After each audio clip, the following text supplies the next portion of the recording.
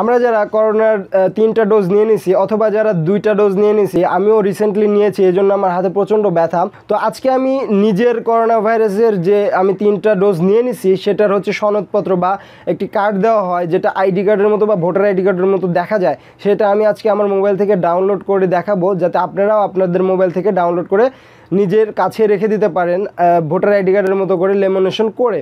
তো এতে করে হবে কি, আপনার যে কোনো রেস্ট্রিকশন জায়গায় অথবা যারা স্টুডেন্ট আছে আমরা তাদের কিন্তু এটা খুবই জরুরি, কারণ অনেক ক্ষেত্রে তারা বলে যে করোনার টিকা নিয়েছো কি না বা কোনো সনদ আছে কি না তোমার কাছে, সেটা কিন্তু তখন যদি চায় তারা, আমরা কিন্তু তখন দেখাতে পারবো যে এই যে আমি করোনার 3টা টিকা নিয়েছি এবং এটা আমার হচ্ছে আইডি কার্ড বা এটা আমার করোনার সনদ। তো বন্ধুরা বেশি কথা বলবো না, ভিডিওটি শুরু করার আগে বলে নিতে চাই বন্ধুরা, আপনারা যদি আমার চ্যানেলে নতুন দর্শক হয়ে থাকেন তাহলে অবশ্যই আমার চ্যানেলটি সাবস্ক্রাইব করে আমার চ্যানেলের পাশেই থাকবেন, এবং যারা ভিডিওটি ফেসবুক পেজে দেখছেন তারা অবশ্যই আমার পেজটি লাইক দিয়ে ফলো করে দিবেন, যাতে করে নতুন নতুন ভিডিও সবার আগে আপনারা পেয়ে যান। তো চলুন শুরু করা যাক।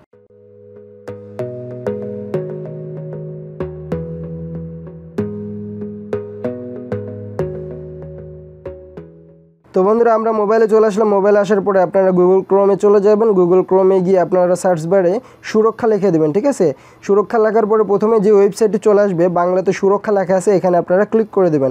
এখানে ক্লিক করে দেওয়ার পরে এরকম একটি পেজ আসলে আপনারা এইখানে দেখতেছেন 3-4টা অপশান আছে, তার মধ্যে আপনারা দেখছেন টিকা সনদ সংগ্রহ নামে একটা অপশান আছে, এখানে আপনারা ক্লিক করে দেবেন, ঠিক আছে।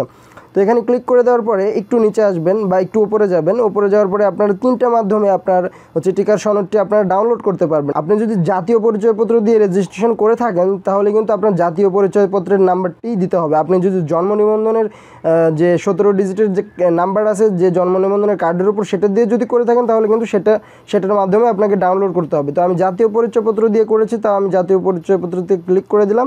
ক্লিক করার পরে এখানে একটু নিচে আসার পরে দেখতেছেন জাতীয় পরিচয়পত্র নাম্বার নামে একটা অপশান আছে, এখানে কিন্তু আপনারা সেই আপনাদের জাতীয় পরিচয়পত্রের নাম্বারটা দিয়ে দেবেন। তো আমি আমারটা দিয়ে দিলাম।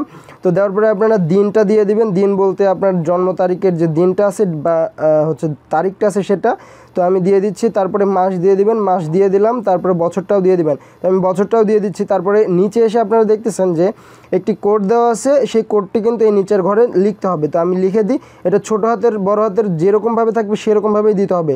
তো আমি দিয়ে দিচ্ছি 3-2, তারপর বড় হাতের S, তারপরে হচ্ছে O, তারপরে বড় হাতের M, তারপরে 0, ঠিক আছে। দেওয়ার পরে আমি যাচাই করুনে ক্লিক করে দিলাম, ঠিক আছে। যাচাই করুনে ক্লিক করার পরে আপনারা যে নাম্বার দিয়ে রেজিস্ট্রেশন করেছিলেন ঠিক সেই নাম্বারে একটি পিন চলে যাবে। তো আমার অলরেডি চলে আসছে, তো আপনারা ওই কোডটি এই ঘরে বসিয়ে দিবেন। তো আমি বসিয়ে দিচ্ছি 038729, 038729। তো আমি কোডটি বসানোর পরে আপনারা নিচে আসার পরে একটু দেখতে পাচ্ছেন যে আপনাদের পাসপোর্ট নম্বর চাচ্ছে, এটা আপনার কিছু করার দরকার নেই, আপনারা সাবমিটে ক্লিক করে দেবেন।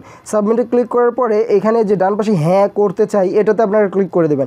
এটাতে ক্লিক করে দেওয়ার সাথে সাথে আপনারা নিচে আরেকটু অপশন দেখতে পাবেন, টিকা সনদপত্র ডাউনলোড। এখানে যদি আপনারা ক্লিক করে দেন তাহলে কিন্তু আপনাদের টিকাটি ডাউনলোড হয়ে যাবে। আমার টিকাটি কিন্তু টিকার যে সনদপত্রটি এটা কিন্তু ডাউনলোড হয়ে গেছে অলরেডি। এখন আপনারা যে মাধ্যম দিয়ে আপনারা ওপেন করেন সেটা কিন্তু ওপেন হয়ে যাবে। তো আমি ড্রাইভ PDF ভিআর দিয়ে আমি ওপেন করি। তো ওপেন করার সাথে সাথে কিন্তু আপনারা দেখতে পাচ্ছেন আমার কিন্তু টিকার যে সনদপত্রটি সেটা কিন্তু আমি ডাউনলোড করতে পেরেছি।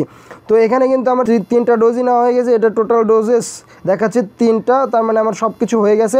এখন আমি ডাউনলোডও করলাম। এখন আপনারা যে কোনো কম্পিউটারের দোকানে গেলে আপনারা এই জাস্ট এই ডাউনলোড করা এই কপিটি বা PDF ফাইলটি আপনারা দিবেন তাদেরকে, দিয়ে বলবেন যে ভাই আমার এই করোনার যে সনদটি আছে এটা আমার আইডি কার্ডের মতো করে বের করে দেন। আপনাদের কাছ থেকে 20 টাকার মতো খরচ হতে পারে, তো এটা করে আপনাদের কাছে রেখে দেবেন। আপনার কিন্তু অনেক অনেক হেল্প হবে।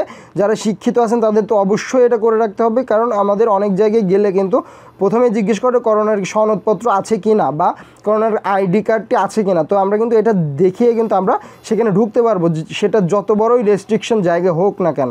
তো বন্ধুরা আজকের ভিডিওটি এই পর্যন্ত। যদি ভিডিওটি ভালো লেগে থাকে অবশ্যই আমার ভিডিওটিতে একটি লাইক দিবেন, বন্ধুদের কাছে শেয়ার করে দিবেন। আর আপনি যদি আমার চ্যানেলে নতুন দর্শক হয়ে থাকেন তবে অবশ্যই আমার চ্যানেলটি সাবস্ক্রাইব করে পাশে থাকবেন। তো দেখা হবে নতুন কোনো ভিডিওতে, সে পর্যন্ত ভালো থাকুন, সুস্থ থাকুন, বিদায়।